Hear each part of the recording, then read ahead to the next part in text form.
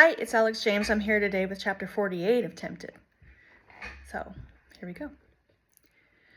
So, this was how it was when dreams died. Darcy did not linger at the door or in the drive when the carriage bearing his Elizabeth rattled away. Georgiana remained with the rest of the family, all consoling one another with baseless hopes that the fugitives would find not only safety but comfort. His loss opened a chasm too deep for words and empty platitudes to fill. Numb, in a delirious haze, and demolished in spirit, he wandered to his rooms, where he could press his brow against the glass and see the fading speck of the carriage as it departed over the western slope. Half an hour. That was how long it had taken from the moment he helped her down off Sage's back until the moment Richard carried away from him forever. She never even said a proper farewell. A hug for Georgiana, a tearful kiss for the Countess and the Dowager, and a pale-cheeked nod for him. That was all he had to remember her by. That, and the ring he still clenched in his fist, the one she'd returned to him out on a grassy slope that very morning. Richard, however. Something had simmered in Richard's gaze and in his grip in those last moments. Had they a bit more time, Darcy doubted not that they would have exchanged heated words and perhaps even blows. Indeed, it was a mercy they had no opportunity, for they had both remained civil. Reginald must have told Richard everything, and now his cousin hated him. Their last moment together could not have even been one of peace. Darcy felt the loss of that old brotherhood more keenly than he had when his cousin had sailed off to war. She would be on a ship bound for nowhere by now, perhaps the next day.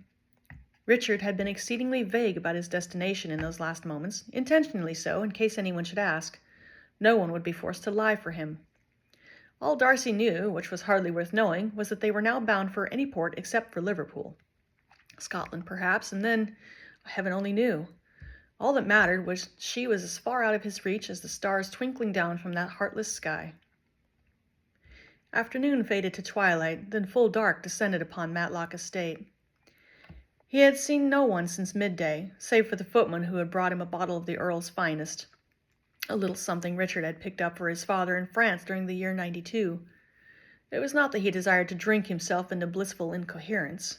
It was just a way to pass the hours until he could breathe again, until he, too, could leave and go someplace not haunted by her memory. "Come," he called, when someone was finally audacious enough to knock on his door. Light poured in from the hall, then Reginald's figure blocked it out. "Are you dead?" Darcy made a face and set his empty glass aside. "I am perfectly well." "Well, I'm not so sure about that, but if you mean to survive the night, I will join you. You haven't drunk the whole bottle yet, have you?" "Not even a quarter." "Splendid. That is the last of that lot. I was hoping you might have left me a few drops." Reginald sank into an opposite chair. "I even brought my own glass," he pronounced with a satisfied grin. "Thought I'd find you like this." Darcy hitched forward and filled his cousin's glass. Reginald sighed, as if all the long day's trials had been bound up in his chest, then lifted his drink to his nose as to sample the bouquet. "Well, of all the ways I could have lost my brother, that was not the one I expected." Darcy grunted in agreement as he gazed down into the amber depths of his own newly filled glass. "Are you well, Darcy?" He blinked into the darkness of the far corner of the room. "Well, that state of being is not in the realm I'm familiar with right now." Reginald cleared his throat. "Her ladyship has given me strict instructions not to try to comfort you. So you will hear nothing from me about how you will forget and move on, or find someone else better suited to you, or be happy someday that things have turned out as they have." "I'd just heard it." "I mean nothing more. Look, I know we saw things a little differently, but there is nothing else to be done now. If you wish to talk about anything or anyone—" Darcy laughed bitterly. "What shall I say?" Reginald shrugged. "Anything, I suppose. I have lost my brother again, but you lost that and more." "And you want to know what it is like? Very well, I will tell you." Darcy leaned forward and braced his hands on his knees. "Do you remember when we were boys, and our fathers took us on our first train ride to the coast?" "Fondly. Your father took us up to see the engine. Do you recall how the engineer allowed us to sit inside, and you got to pull the great whistle?" "Of course. Probably the most thrilling moment of my life up till then." "We thought we could do anything. When we took our hunt lessons, we were charging through the battlefront with old Wellington. We could outrun a bullet, leap any wall, and shatter enemy swords with our sticks." Reginald sat back with a nostalgic smile. I remember. Do you also remember, just after I graduated Cambridge, when you and Richard and I each threw a sack on our backs and set out for almost a month, exploring Northumberland and the peaks? I thought we would never get you down from those rocks, the Earl mused. Every vantage point you had to climb, and then you just sat there overlooking it all like an overgrown Buddha. For a man who never took risks, you certainly did it on that trip. It was like being on top of the world. I could look down and see everything laid out and open before my eyes. I remember thinking, this must be what it is like to fly. Go on, Reginald prompted, when Darcy's gaze drifted to the floor and he fell silent for a moment. Every moment I spent with Elizabeth, Darcy sighed, was even better. It is not enough to say I had wings. It does not go far enough to compare with the feeling of invincibility. I was in another world. Sometimes it was like I could look down again on this pretty sphere, with all its cares and soils, and wonder why I ever bothered about any of it.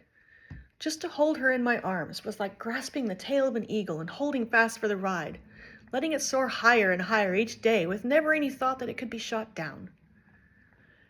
Darcy brushed his lip with his finger and nodded slowly.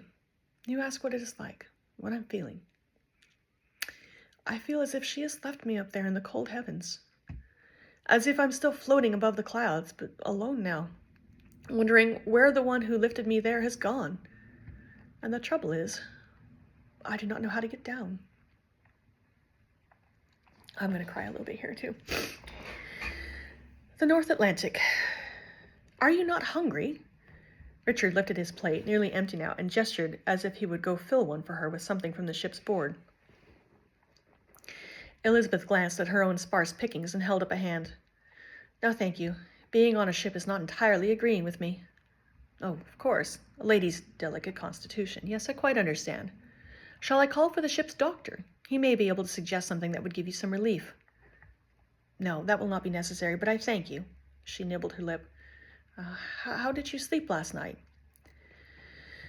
His dismissive grin was as open and cheerful as it had ever been.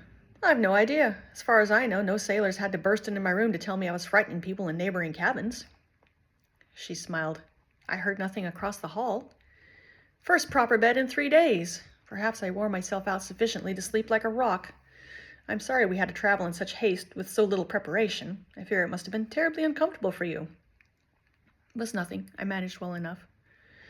You slept well. We hardly got the accommodations I would have liked. Narrow single cots and all that, but I hope you had a decent bed at least. Better than some I have known. Good. The ship is to put in at Iceland tomorrow, so I will see about better accommodations for us then. She nodded. Elizabeth, are you sure you're well? She looked up from the plate she'd been staring at. Yes, why would I not be? Well, I can think of a dozen reasons. You look a little peaked, have not eaten a proper meal in days, and you keep gazing at nothing. Pardon me for saying it, but you do not seem quite the girl I remember. Are you ill? She shook her head. No, I assure you, I'm in perfect health. Well, you will forgive me if I am not very adept at reading your wants. I am sure there are others who could have done it better. She tilted her head. What do you mean by that? I've not asked you to interpret my feelings. On the contrary, I think it to be a requirement for a married couple. Don't you agree? Any husband ought to know in his bones if something troubles his lady. I understand we know each other but little. Ridiculous, isn't it? He laughed tightly. My family all know you far better than I do, and yet here we are. Elizabeth summoned a waiter to refill her teacup as a means of delaying her response. Precisely how did he wish her to answer that? After she had stirred in her sugar lump, she looked back to find his chin lowered, his lips pursed, and a narrow gaze leveled at her. Is there anything you need to tell me, Elizabeth? She swallowed too quickly, burning her throat and causing herself to cough. What about? It has been a year. I suppose we both have much to say. I expect we do. Much can happen, both in war and in love.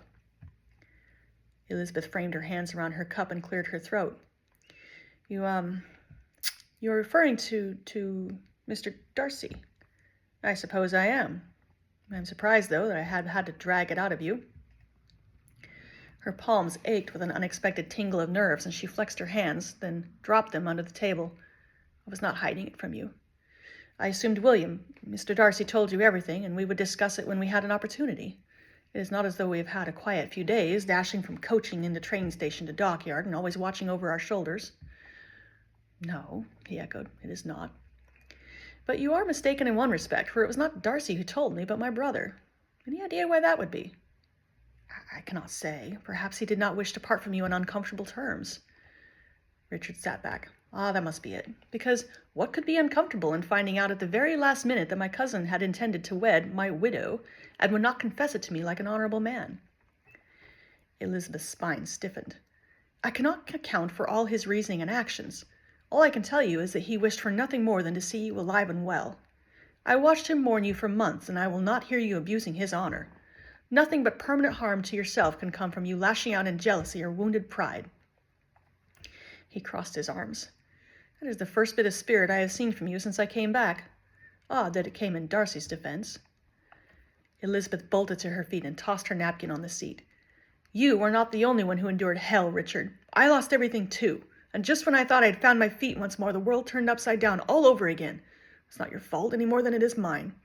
I'm not saying I would go back or do anything differently, but neither do I regret my time with William. I will not apologize for it." His arms fell, and he opened his mouth to call her back, but she was already marching away. Richard spent most of that morning stalking the steamer's upper decks. Ladies and young children scattered from his path, usually with awe-stricken glances at his forbidding eye patch. That was the first good to come of this cursed infirmity. He terrorized anyone who would importune him. Elizabeth had never spoken of it. Did it horrify her as well? He shoved his hands in his pockets and stretched his strides to their fullest as he paced like one driven. He was a fool to think she could still care for him. Still, as if she had ever loved him in the first place. To be fair, he had been no more in love with her, but there was respect, admiration, and attraction, all the things that led to love if given the chance. That chance, however, had fallen to Darcy, the man who had to brush women off his sleeve like flies from honey, the man with a fortune worthy of an earldom without the bother of court politics, the man with a face he had heard likened to Michelangelo's, David, and eyes that would make any woman's stomach turn to water and her toes curl in her pointed shoes. And Elizabeth, the girl who had grown to womanhood branding calves and laughing at the bumbling efforts of males to win her notice, had lost her heart to the prize of London and Derbyshire. What did he have to offer her after that? Richard leaned over the stern railing and watched the sea boiling behind. It was too late for anything else, wasn't it?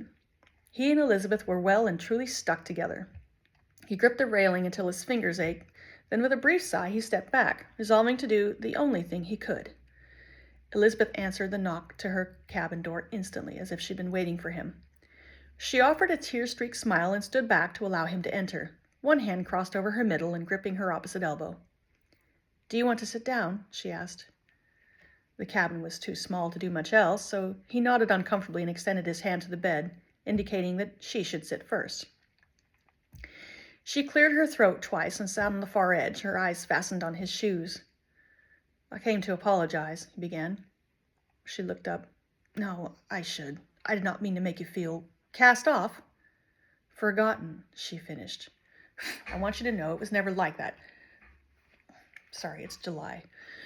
He allowed her words to settle for a moment. "I should say," he ventured, "that I have no right to challenge you over it. Darcy, yes, I would call him to face me and tell me everything in his own words. He said, that first day—" His cheek flinched and he squinted at the wall. "He said you would have been better off if I had remained dead." Elizabeth's eyes widened. "That was horrible of him. I am under no illusions that any of us are perfect, but I am afraid that remark has left a rather painful thorn. So if I appear slow to forgive him, I hope you will be patient with me." She drew her lip between her teeth and looked down, blinking. I am sure he did not truly mean it. No, he did. And part of me cannot entirely blame him. He waited for her to meet his eyes again. No man in his senses could know you and not try to keep you in his life. How could I condemn him for doing precisely what I did? Richard, she hesitated, then reached for his hand. I do count myself lucky. Many women never find one decent man to love, while I have known two. What of this? He asked, gesturing towards his eye. And trite compliments are beneath you, so do not try to pass it off that I look like some swashbuckler, or that it makes me appear dangerous or heroic. She chuckled, the first approximation of a real laugh he had heard from her since Wyoming. Then I shall quote the bard. Love is not love which alters when it alteration finds. Do you love me, Elizabeth? No, the better question is, can you love me? I will confess that this was never my notion of how my life would play out, but I am willing to make us work if you are. He watched her throat tremble and her lashes flutter and her free hand nervously twist in the bed covering. Yes, she whispered at last. I will give you all the time you need, he promised. I'll not ask you to share a bed or even kiss me. She shifted uncomfortably. That is thoughtful of you, but what? She drew a shaking sigh. I've always thought that once committed to a course, one ought to carry on as though there is no turning back, that hesitation is more likely to lead to failure than otherwise. He sucked in a breath between his teeth. You are not about to tell me that my first son will have blue eyes and a cleft chin, are you? Mortification flashed over her face. No! How could you even think? No! I'm sorry, it's just that you've seemed ill and... forget I said that. You see, I think we ought to take our time and get reacquainted. Let us keep separate cabins, at least until we can reach New York, right? I will take care to always call you my dear and to think of your needs before my own. No doubt our hearts will surely follow our heads. She gave him a smile that probably looked braver than she felt. I've no doubt, particularly since we have only each other. Yes, particularly that.